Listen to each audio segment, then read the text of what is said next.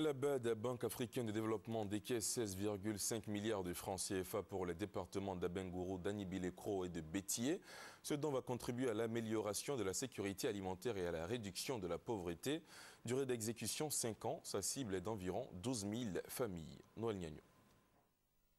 Un projet de qualité et une bonne dose de patience finissent toujours par être bénéfiques aux populations. Attendu depuis 19 ans, le financement du projet des infrastructures agricoles d'Abengourou, Anibilekro et de Bétié est disponible.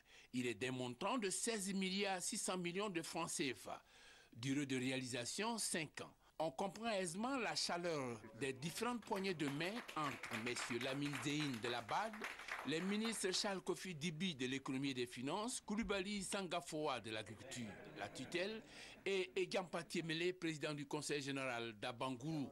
Les propos qui ont ponctué cette cérémonie de signature de protocole d'accord de don ont porté d'abord sur les spécificités du projet. Ce projet appuiera particulièrement la mise en œuvre des axes stratégiques de votre pays, portant sur l'accroissement de la productivité agricole, l'organisation efficiente des filières agricoles et par le renforcement de l'implication des organisations de base, puis enfin la promotion de la production agricole vivrière. Ensuite, le gouvernement, à travers M. Charles Kofi Dibi, a assuré la BAD la bonne exécution du projet parce que très préoccupé par le mieux-être des populations. Je puis vous assurer, monsieur le représentant résident, que le gouvernement est engagé à prendre les dispositions nécessaires pour une utilisation transparente et efficace des ressources mises à sa disposition, parce que la croissance de notre produit intérieur brut que nous voulons forte et durable,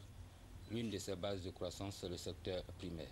Le président du conseil général d'Abengourou a de prime abord souligné la générosité des donateurs et l'efficacité du gouvernement avant d'annoncer le début des travaux. Nous avons déjà pu identifier les bas-fonds. C'est par là que nous allons commencer.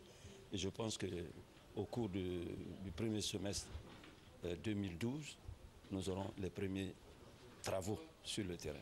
Depuis la normalisation, ce don porte à 130 milliards de francs CFA les interventions, le montant total des opérations de cette institution de développement à la Côte d'Ivoire.